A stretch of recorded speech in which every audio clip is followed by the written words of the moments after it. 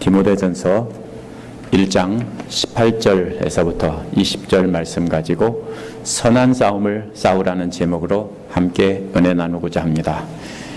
2011년 1월 16일에서 21일에 소말리아 앞바다에서 대한민국 해군이 소말리아 해적을 상대로 아덴만 여명작전이라는 작전을 감행했습니다.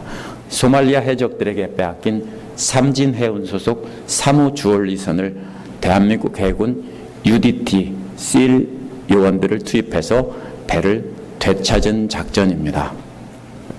제가 왜 이 이야기를 하냐면요, 오늘 말씀이 바로 이처럼 해적들에게 빼앗긴 배를 되찾으라는 작전으로 이해를 해야 되기 때문입니다. 오늘 말씀을 이해하려면 바로 이러한 작전을 염두에 두고 바울은 계속해서 명령과 또 이런 작전하는 모습, 또 배가 파손하는 모습, 이런 것을 그림을 가지고 전달하고 있기 때문입니다. 오늘 말씀을 이해하려면 1장 4절에서 17절을 말씀을 다시 되돌아봐야 됩니다. 1장 4절에서 17절은 먼저 거짓된 믿음을 가지고 병든 가르침으로 가르치던 사람들에 대해서 알려주었습니다. 그 뒤 바울은 건강한 가르침은 그리스도의 영광스러운 복음에 맞는 것이어야 한다고 했습니다. 또 1장 12절에서 17절에서는 바울 자신도 원래 그렇게 병든 가르침을 전파하며 건강한 교훈을 가르침을 전파하던 자들을 핍박하는 자였다라고 고백을 했습니다.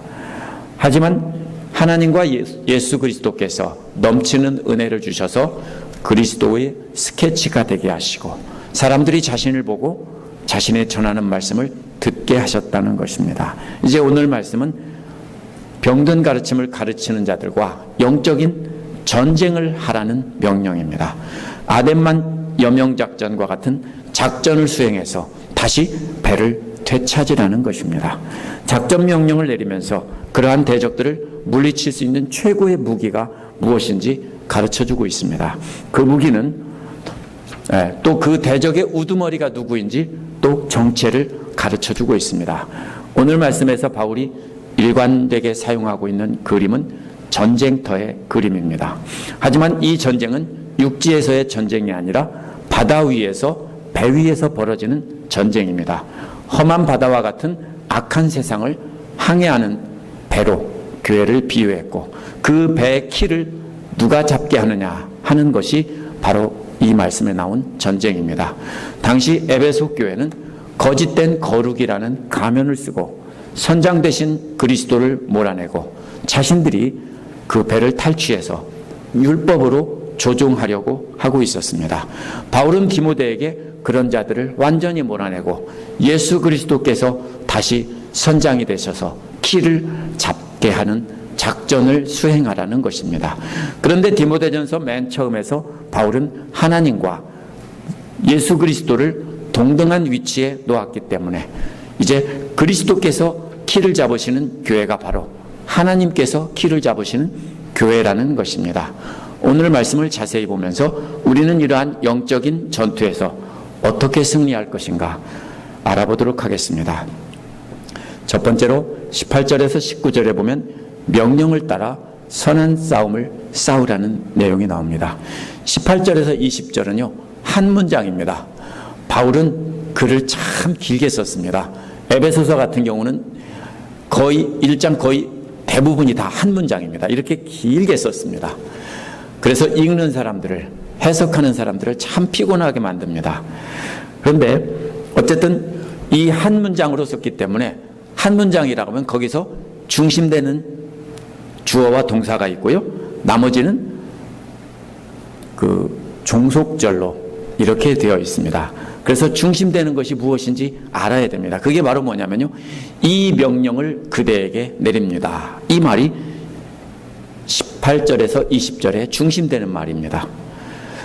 1장 1절에서는 우리 구주 하나님과 우리의 소망이신 예수 그리스도의 명령을 따라 사도가 되었다라고 했습니다. 근데 1장 1절에서 명령이라는 말은 아래에 서 있다라는 뜻입니다. 하나님과 예수 그리스도의 아래에 서서 직접 명령을 하달받는 모습이 1장 1절입니다. 그러나 18절의 명령이라는 말은요, 조금 다른 말입니다. 이것은 전달한다는 뜻입니다. 왜 그렇습니까? 하나님과 예수 그리스도 앞에 무릎 꿇고 명령을 하달을 받은 것을 이제 바울이 디모데에게 전달한다는 뜻입니다. 따라서 바울이 디모데에게 전달하는 작전 명령은 바울의 것이 아니고 바울이 하나님과 그리스도 예수로부터 직접 받은 명령을 디모데에게 전달한다는 뜻입니다. 아들된 디모데라고 부른 것은 1장 2절에서 밝힌 것처럼 자신이 진짜 디모데의 아버지라는 뜻입니다. 아버지인 바울이 하나님과 그리스도에게 직접 받은 명령을 디모데에게 전달한다는 것입니다. 이제 이 작전사령관은 이제 디모데가 되는 것입니다. 그래서 아버지가 그 작전 명령을 직접 전달하고 있습니다. 근데 이 명령은 이전에 그대에 관하여 예언을 따라 전달했다라고 했습니다. 예언이라는 말은 하나님께 받아서 전한다는 뜻입니다. 예언이라는 말은 점친다는 뜻이 아니고요. 하나님께서 이렇게 말씀하셨습니다. 만약에 순종하지 않으면 하나님께서 이렇게 벌을 내리실 것입니다. 아니면 이렇게 축복하실 것입니다. 이것이 예언입니다. 예언은 이루어지지 않았지만 열려 있는 것이고요. 그렇게 될 수도 있고 되지 않을 수도 있는 것입니다. 어디에 달려 있습니까? 우리가 순종하느냐 순종하지 않느냐에 따라 달려 있는 것입니다. 그래서 이 예언은 바로 하나님과 그리스도 예수의 명령이라는 뜻입니다. 결국 바울이 디모데에게 전하는 명령은 자신 것이 아니라 하나님과 그리스도로부터 받은 것을 전달하고 있는 바로 예언이다라는 것을 강조하고 있는 것입니다. 왜 이렇게 명령이라고 하고 또 예언이라고 강조합니까? 내 말이 아니고 하나님 말씀이다, 이 뜻입니다.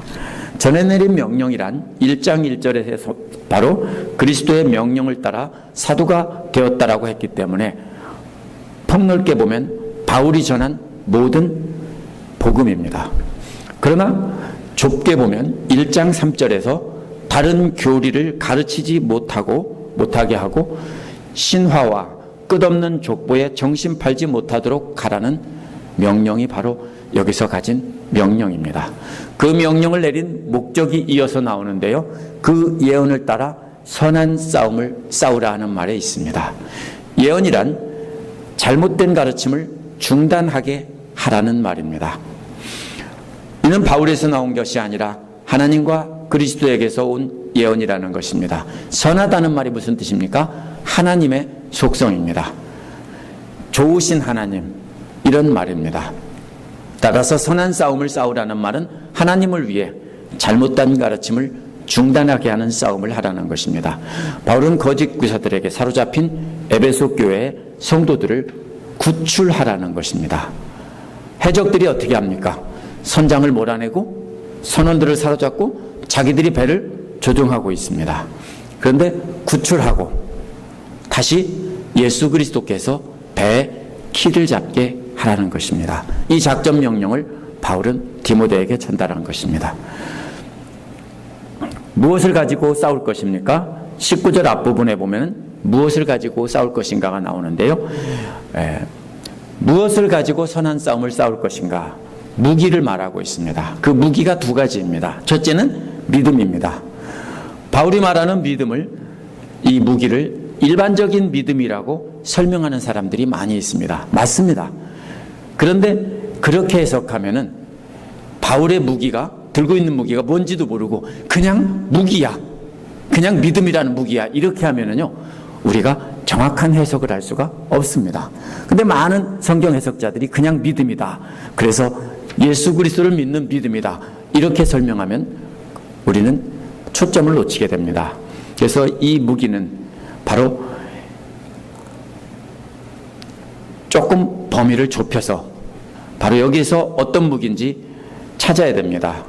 만약에 그걸 찾지 않으면 우리는 무기가 뭔지도 정확히 모르고 어떻게 사용하는지도 모르고 휘두르게 되는 것입니다.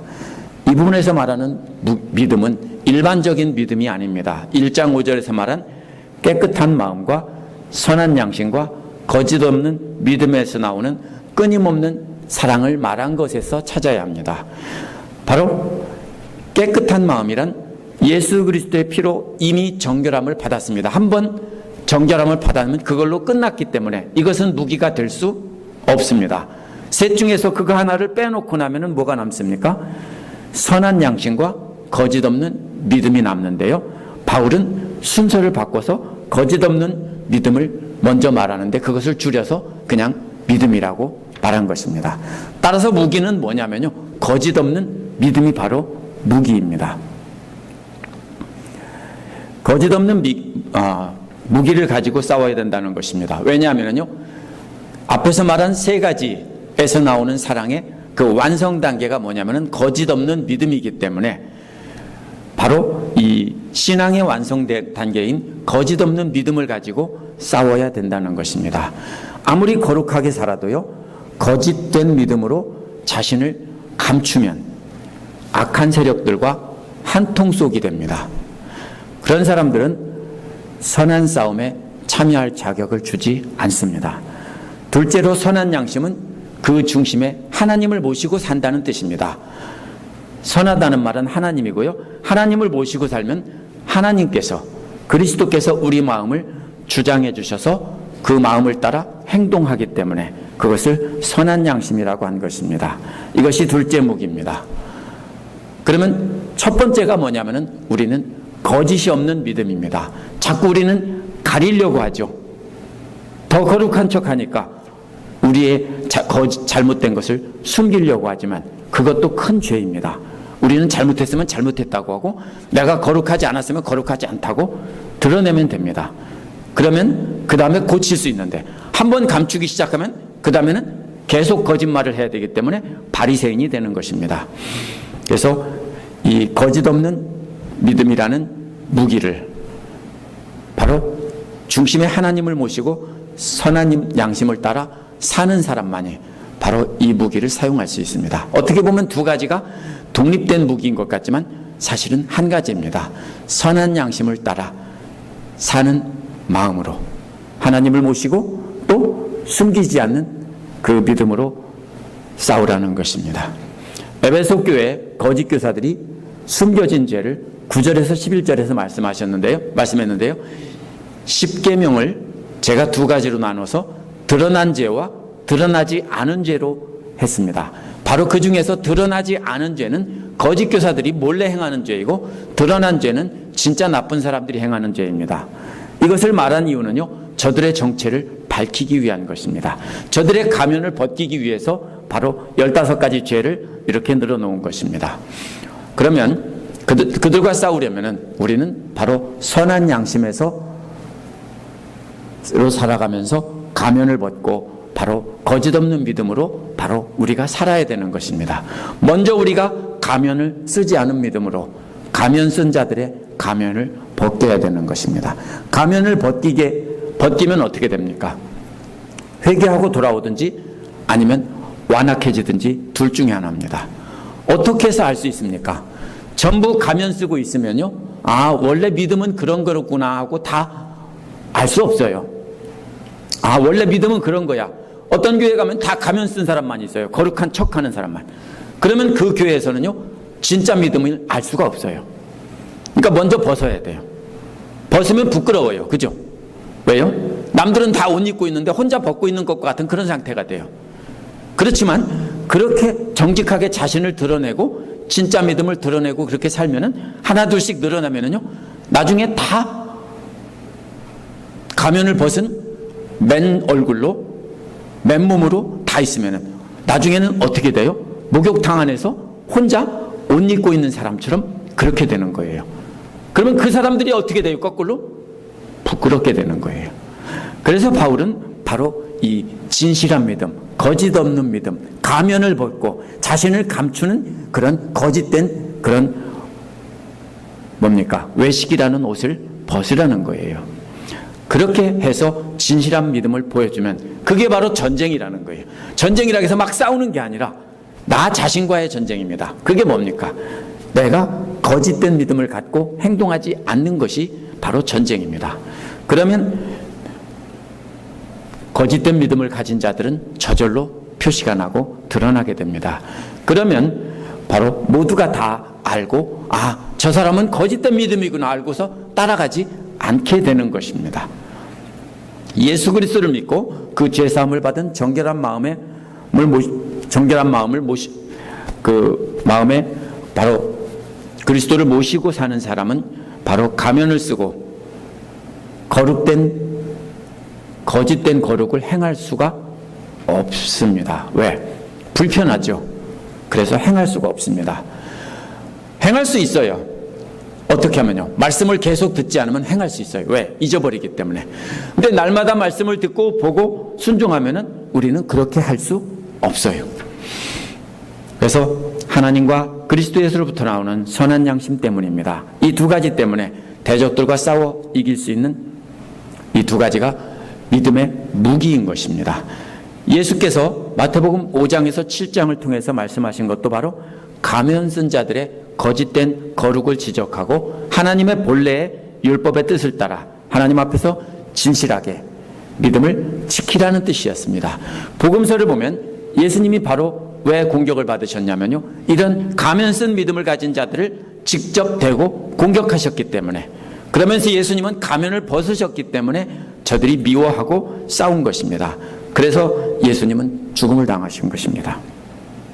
그러면 19절 뒷부분에서 20절에는요, 싸울 대상이 누군지 밝히고 있습니다. 19절 뒷부분에서 어떤 사람들은 선한 양심을 버리고 그 신앙생활에서 파선하였습니다라고 했습니다. 선한 양심이란 바로 에베소 교회에 들어온 거짓 교사들입니다. 선한 양심을 버렸다는 말은요, 떠밀어 냈다는 뜻입니다. 근데 선한 양심이 본래 하나님의 속성이기 때문에 뭡니까? 자신들의 마음속에 있는 하나님을 떠밀어 버렸다는 것입니다. 그리고 자신들이 자기 마음의 중심을 차지했다는 것입니다. 이 사람들이 그들의 정체입니다. 그러면 쉽게 말하면 어떤 사람들이 거짓 교사냐면요, 하나님 말씀을 알고 있는데 자기가 중심이 돼서 예수님 말씀을 따르지 않으면서 말씀만 가지고 있으면 그게 바로 거짓 교사인 것입니다. 같은 말이 사도행전 7장 39절에 나옵니다. 우리 조상들이 모세에게 복종하지 아니하고자 하여 거절하며 라고 했는데, 거절한다는 말이 모세를 떠밀었다는 뜻입니다. 모세를 떠밀어 버리고 이집트로 돌아가자고 했던 것입니다. 사실 저들은 모세를 떠민 것이 아니라 하나님을 떠민 것입니다. 또 로마서 11장 1절 2절에 보면 하나님이 자기 백성을 버리셨느냐? 버리지 않았다. 이렇게 버렸다는 말이 두 번 나오는데 이 말도 역시 떠밀었단 말이에요. 하나님이 자기 백성을 떠밀어 버렸느냐? 아니다라는 것입니다. 그렇다면 바로 다음에 파선했다는 말은 떠밀어 버린 결과에 해당되는 것입니다. 이 떠미는 것이 바로 뭐냐면은 이 해적들이 바로 배를 탈취하는 그림입니다. 선장을 떠밀어 버리고, 선장이 누구예요? 하나님과 그리스도 예수가 선장인데 떠밀어 버리고 자기들이 그 마음의 중심에 차지하고 있습니다. 그런 사람들이 교회에 들어와서 교회도 역시 그리스도가 중심이 되지 않고 바로 누가 중심이 되려고? 자기들이 중심이 되려고 한 것이 바로 이들이 바로 에베소 교회를 탈취한 바로 해적들입니다. 그래서 바로 하나님과 그리스도를 예수를 떠밀어 버린 결과 저들의 배는 파선했다라고 한 것입니다. 이 구절에서 바울이 사용하는 그림은 해적들이 배를 점령하고 선장을 선장실에서 떠밀어내는 모습입니다. 그리고 자신들이 그 배의 선장실을 차지한 그림입니다. 그렇다면 거짓 교사들은 하나님과 우리 주 예수 그리스도를 선장실에서 밀어내버리고 자신들이 그 중심에 앉아서 자신들을 조종하는 선장이 되었고, 그리고 또 에베소 교회를 조종하는 선장이 되었던 것입니다. 떠민다는 말은 떠미는 일에 참여했다는 뜻입니다. 그렇다면 한두 사람이 아니라는 뜻입니다. 거짓 교사들도 역시 그런 일에 참여했다는 뜻이면 수많은 사람이 이미 그렇게 하고 있다는 뜻입니다. 예수 그리스도를 믿는다고 하면서 실제로는 자기들이 중심이 된 사람들이 많이 있었는데 그 중에서 에베소에 들어온 이 거짓 교사들도 그런 사람들 중에 한 사람이라는 것입니다. 복음서에 나온 바리새파 사람들이 예수를 떠밀어 버린 것도 바로 하나님을 바다로 떠밀어 버린 것입니다. 그리고 나서 자기들이 선장이 되어서 이스라엘을 조종하고 있었습니다. 그러면서 자신들은 거룩하다고 했던 것입니다. 오늘날 믿는 자들도 크게 다르지 않습니다. 사람들 보는 데서는 거룩한 척하고 보지 않는 데서는 죄를 짓는 사람들입니다. 사람들 앞에서는 씩 웃지만 집에 가서는 머리채 잡고 싸우면은요, 그게 바로 외식입니다. 아시겠어요? 왜요? 그게 거짓된 거룩인 거예요. 거기서 시작이에요. 그렇게 하면 돼요. 집에서 머리채 잡고 싸웠으면 나와서도 나는 머리채 잡고 싸운다 하고 머리채 잡고 싸우면 돼요. 그럼 외식이 아니에요. 근데 뭐예요? 집에서는 싸우면서 나와서는 거룩한 척 하면은 그게 외식인 거예요. 그게 거짓인 거예요. 그걸 드러내면 창피하죠. 그러나 그걸 드러내면 그것이 바로 거룩의 시작인 거예요. 이 거룩이라는 것이 그래서 어려운 거예요.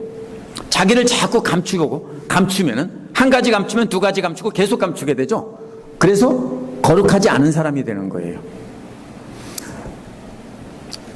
바로 그리스도를 떠미는 사람들이 오늘날도 교회에 많습니다. 그래서 바울은 뭡니까? 수많은 그런 사람들이 있는데 그런 사람 중에 참여한 사람들이 바로 그렇게 떠밀어버린 사람이 누구냐면 바로 에베소 교회에 들어온 거짓 교사들이라는 것입니다. 그렇게 자신들이 중심에 있는 선한 양심, 즉 하나님을 떠밀어버린 결과 신앙생활에서 파선이라는 것입니다. 신앙생활에서 바로 이 파선이라는 말은요, 신앙생활이라는 말은 믿음에 관해서라는 말이에요. 믿음에 관해서 파선이라는 것입니다. 뭔 믿음입니까? 거짓 없는 믿음에 관해서 파선이라는 거예요.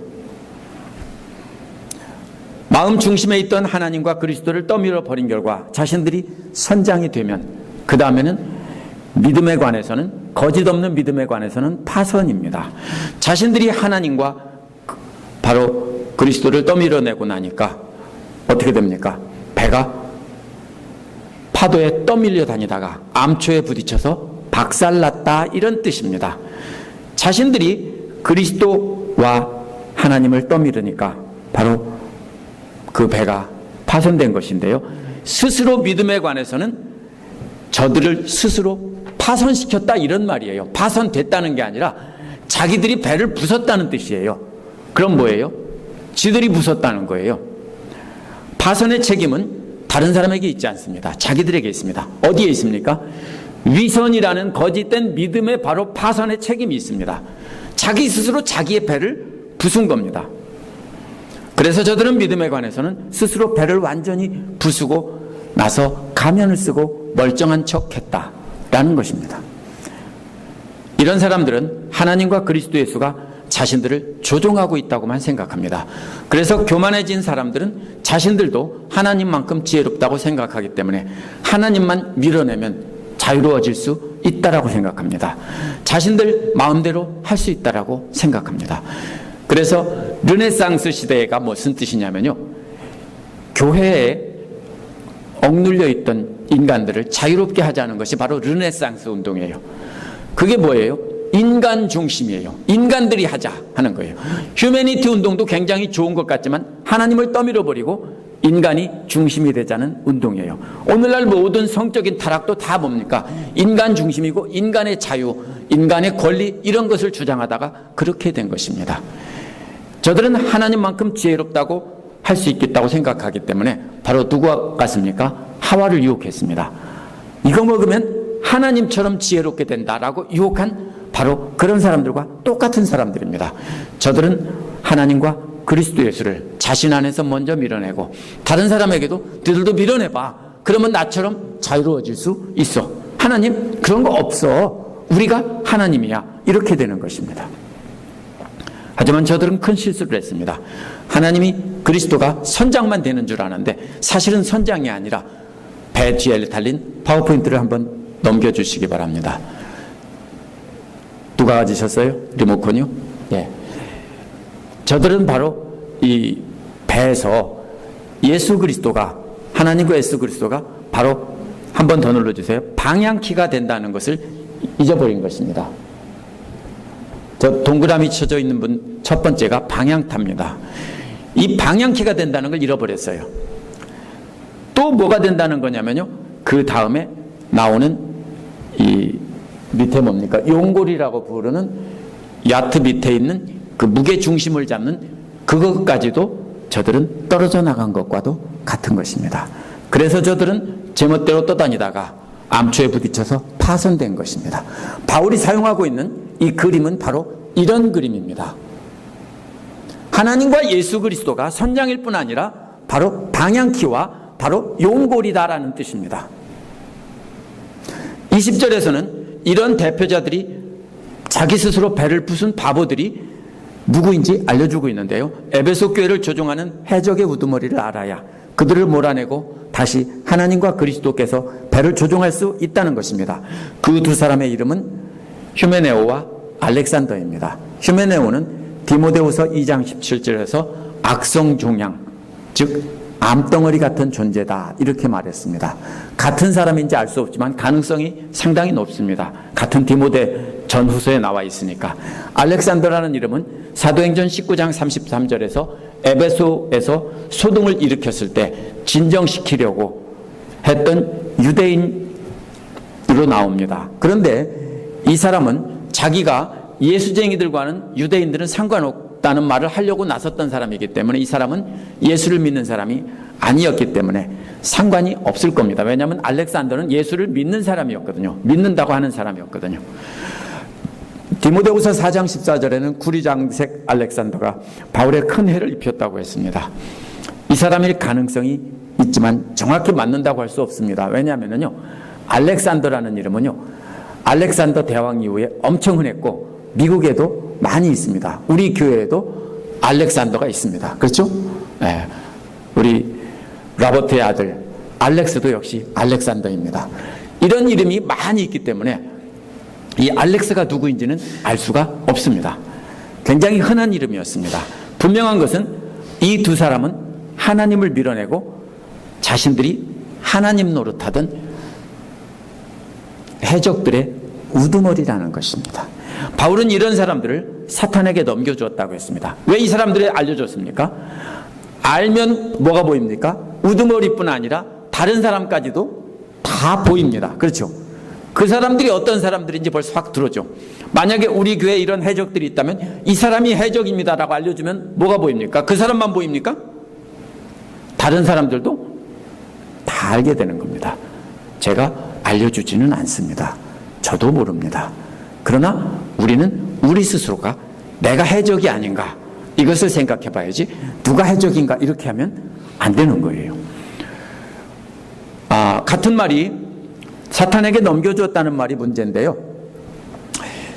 이런 사람들을 사탄에게 넘겨줬다는 겁니다. 이미 완전히 넘겨줬다는 완료형입니다.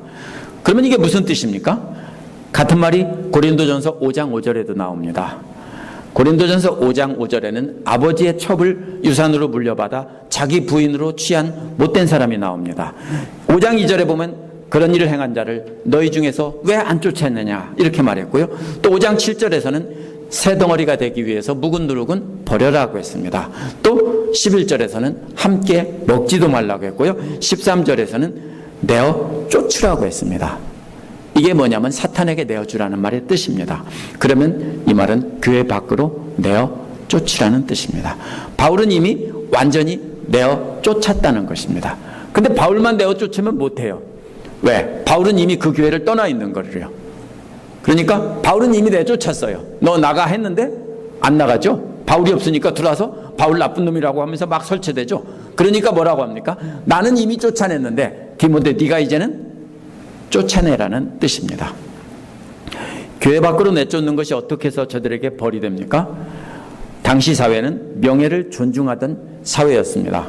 에베소 교회에서 주인 노릇하던 자들을 쫓아내게 되면요, 디모데 교회 성도들은 사실 그 사람들보다 훨씬 더 낮은 사람들입니다. 무시당하던 사람들입니다. 그런데 무시당하던 무지랭이 같은 사람한테 똑똑하고 율법을 잘 알고 그 당시에 엘리트가 되는 사람들이 쫓겨났다라고 하면 그 지역 유대인 사회에서 망신, 개망신입니다. 이렇게 되면 그들은 교회에서 왕노릇하고 있고 그 지역에서도 왕노릇하고 있었는데 그런 망신이 없는 겁니다. 그러면 그런 망신을 당하고 부끄러움을 당하면서 그 다음에 회개하고 돌아오기를 바라는 것입니다. 90년대 말에 제가 사역훈련을 받으면서 고든 맥도날드가 지은 하나님이 축복하시는 삶이란 책을 읽은 적이 있습니다. 그 책에 보면 미국의 유명한 요트 항해가인 마이클 플랜트라는 사람이 나옵니다. 그는 자신의 요트를 가지고 세계 일주를 했던 사람이기 때문에 항해에 관한 기술에 관해서는 가히 세계에서 으뜸이라고 해도 갈만한 사람이었다고 합니다. 플랜트는 자신이 직접 만든 요트가 디자인 면에서나 기능 면에서나 어느 한 가지가 부족함이 없는 완벽한 배였다고 했습니다. 비상시에는 인공위성과 자신의 위치를 이렇게 통신해서 자신의 위치를 자동으로 보내줘서 조난을 알릴 수 있는 장치까지 있었다고 합니다. 오늘날이 아니고 이미 그 책이 나온 지가 제가 읽었을 때가 90년대 말이니까 훨씬 더 옛날 얘기겠죠. 그렇다면은 그 당시에는 최첨단 기술을 장착한 셈입니다. 그러고서는 이제 이 사람이 유럽으로 떠나려고 했습니다. 근데 출항을 했는데 아무도 플랜트가 실패할 것이라고 상상한 사람이 없습니다. 그런데 플랜트는 유럽으로 출항한 지 2주 만에 배가 전복된 채로 발견되었다고 합니다. 요트에는 어떤 충격에도 여간에서는 전복되지 않는 가장 그 요트는 안전한 형태의 배였다고 합니다. 그런데 이런 배가 정복된 것이 너무 이상해서 조사해 본 결과 수면 아래에 있던 밑부분에 무겁게 달아놓은 아까 보여드린 용굴이라는 것이 떨어져 나갔다라는 것입니다. 그래서 보이지 않는 부분에서 배의 중심을 잡아주는 용골이 사라졌기 때문에 최첨단 장비와 최고의 항해 기술을 가진 플랜트도 어쩔 수 없어서 작은 파도에 배가 전복된 것입니다. 제가 이 얘기를 왜 하냐면요, 이 이야기가 바로 에베소 교회의 모습과 똑같기 때문입니다. 에베소 교회를 조종하려던 자들도 이들과 같다라는 것입니다. 믿는 자는 보이지 않는 그 중심에 예수 그리스도를 모시고 사는 것입니다. 배의 용골도 안 보입니다. 배를 꺼내기 전에는 안 보입니다. 물에 잠겨 있으면 안 보이죠. 그러나 굉장히 중요한 것입니다. 저들은 그리스도가 단순히 조종하는 역할인 줄 알고 그 정도는 나도 할 수 있겠다. 그렇죠? 저도 할 수 있을 것 같아요. 선장이 만약에 배에서 키만 돌리는 것 같으면 요즘에 뭡니까? 내비게이션 잘 돼 있으니까 이리 돌리고 저리 돌리고 나도 할 수 있죠. 선장 나가, 내가 할게. 근데 그게 아니라는 거죠. 그러자 그리스도를 모시고 살면서 그 중심에서 모든 일을 결정하는 선한 양심까지 사라져버린 것입니다. 그 선한 양심이 바로 저는 저들의 믿는 자에게 보이지 않는 바로 중심을 잡아주는 용골이라고 저는 생각합니다. 그걸 저들은 몰랐습니다. 그래서 저들의 배는 겉보기에는 화려했지만 믿음에 관해서는 얼마 안 가서 스스로 전복되고 좌초된 배와 같습니다. 그러면서 가면을 쓰고 교회에 와서 교회까지도 이제는 전복되게 하려고 하는 자들이었습니다. 오늘날 우리도 선한 싸움을 싸워야 합니다. 선한 싸움은 그러면 누가 하는 겁니까? 내가 하는 겁니다. 다른 사람과 하는 게 아니라 내가 하는 겁니다. 우리의 악한 본성은 우리로 하여금 예수 그리스도를 떠밀어내고 우리 스스로가 선장이 되게 하려 합니다. 우리도 날마다 마음을 붙잡고 몸부림치고 순종하지 않으면 우리는 어느새 예수님을 떠밀어내고 우리가 방향키를 잡고 있습니다. 우리가 말씀을 붙잡고 살면은 말씀은 예수님은 우리 안에서 너 이렇게 하면 안 된다, 이렇게 하라고 하는데 어느새 말씀을 붙잡고 있지 않으면 우리가 어느새 예수님 밀어내고 우리가 방향키 잡고 있어요. 그래서 바울은 선한 싸움을 하라고 한 것입니다. 이 싸움은 남과의 싸움이 아니에요. 오해하지 마세요. 먼저 나 자신과의 싸움이에요. 내가 키를 잡느냐 아니면 예수님이 잡게 하느냐, 그 싸움인 거예요. 근데 끊임없이 말씀을 붙잡고 나를 밀어내고 예수님 잡으세요, 나는 뒤에서 예수님 하시는 거 보고 따라갈게요, 이렇게 해야 되는 겁니다. 그래서 우리도 예수님이 선장되게 해야 됩니다. 그분이 방향 키를 잡게 하시고 그분의 뜻에 따라 보이지 않는 그 방향키와 그분이 용골이 되셔서 무게중심을 잡아주어야 하는 것입니다. 그래야 우리는 바로 설 수 있는 겁니다. 우리의 배는요, 높은 돛을 달고 큰 돛을 펴면은요, 보통 배와 이 야트는 달라요. 보통 배는 웬만하면 안 넘어가지만 얕은 돛을 펴면은 돛에 따라 움직이기 때문에 금방 넘어갑니다. 예수님이 방향키가 되고 선장이 되고 용골이 되게 하려면 우리는 날마다 스스로 내가 키를 잡으려고 하는 우리 자신과 싸워야 됩니다. 그래서 선한 싸움을 하라고 한 것입니다. 그래서 우리를 몰아내고 우리 마음 중심에 예수님을 모시면 우리는 가면을 쓰지 않는 거듭 없는 믿음이 되는 것입니다. 그러면 우리는 균형 잡힌 그리스도인이 되어서 절대로 믿음에서 전복되거나 자초되지 않습니다. 가장 중요한 것은 거짓 없는 믿음입니다. 남 앞에서 거룩한 척하면 안 됩니다. 바울이 선한 싸움을 싸우라고 했다고 해서 우리는 이 성경을 잘못 읽고 이 말은 오늘날 교회에서 이단을 쫓아내야 돼. 쉽게 읽으면 그렇게 읽힙니다. 그렇죠? 많은 분들이 그렇게 설교해요. 이단을 쫓아내라. 누가 이단이냐 하고 찾아봅니다. 그런 뜻이 아닙니다. 이 말씀은 나에게 적용하라는 말씀이지 남에게 적용하라는 말씀이 아닙니다. 이 말씀 보고서 누가 해적이냐 누가 두목이냐 이렇게 뚜리번거리고 찾는 사람은 그 사람이 바로 해적입니다. 제가 확신할 수 있습니다. 그렇게 해서 자신이 영적 전쟁에서 승리하면 교회 안에는 나와 같은 사람들이 점점 늘어나게 되는 것입니다. 그렇게 해서 그리스도를 선장으로 모시고 사는 사람들이 늘어나면 그리스도의 군사가 많아지기 때문에 전쟁은 무슨 싸움입니까? 쪽수의 싸움입니다. 군사가 많은 쪽이 이기는 겁니다. 같은 강한 군사라면. 그렇게 돼서 계속 그리스도의 군사가 우리 교회에 많아지면 사탄의 군사들은 우리 교회에 아무리 많아도 힘을 못 써요. 그러니까 너 이단 골라낼 필요 없어요. 들어와도 어떻게 돼요? 아무 힘도 못 써요. 그럼 왜 교회가 홀딱 넘어가느냐? 이단 몇 명만 들어오면 다 가면 써서 그래요. 가면 쓰니까 홀랑 다 넘어가는 거예요. 그런데 가면 벗고 있는 사람이 있으면요 2단 들어와도 3단 들어와도 아무 상관없어요. 교회마다 뭐예요? 신천지 들어오지 마시오 써붙였습니다. 써붙인다고 안 들어와요? 다 들어와요. 문제가 뭐예요? 자신을 지키는 것을 하지 못하면요 그걸 교회에 넘어가는 걸 막을 수 없어요. 그러면 자연히 사탄은 발을 묻히지 못하고 힘을 못 쓰는 겁니다. 자신과의 영적 싸움에서 승리하고 그리스도를 선장으로 모셨다면 그 다음에 할 일은 다른 사람에게도 그리스도를 중심으로 거짓 없는 믿음으로 살라고 권면해야 됩니다. 이건 지적질이 아니고요 내가 그렇게 하면서 자기를 먼저 보여줘야 돼요. 나도 벌거벗고 나도 이런 사람이었어. 봐, 나도 이렇게 부끄러운 모습이야. 그런데 내가 예수님 말씀 듣고 나는 지금 예수님이 인도하시는 대로 살아. 그러니까 너도 이제는 부끄러운 거 벗고 예수님 앞에서 부끄러움 드러내고 이렇게 살아라고 권면할 수 있는 거예요. 나는 옷 입고 있으면서 너는 벗어라 하면 누가 벗어요? 그래요? 나는 괜찮은데 너 이렇게 잘못해서 너 잘못했으면 어떻게 돼요? 그게 사탄이에요. 다른 게 사탄이 아니라. 그리스도의 군사라면 어떻게 합니까? 나도 이렇게 주님 앞에서 벌거벗은 존재야. 나 이런 사람이야. 알지? 너 알잖아. 나 이런 사람이야. 그런데 내가 지금 이렇게 살아. 그러니까 너도 그렇게 살아. 이렇게 해야 되는 거예요. 이것을 모르고 교회 안에서 자꾸 2단 3단 찾게 되면은 진짜 적들은 안심하고 교회를 파괴합니다. 교회 적은요 교리적인 이단 절대로 아니에요.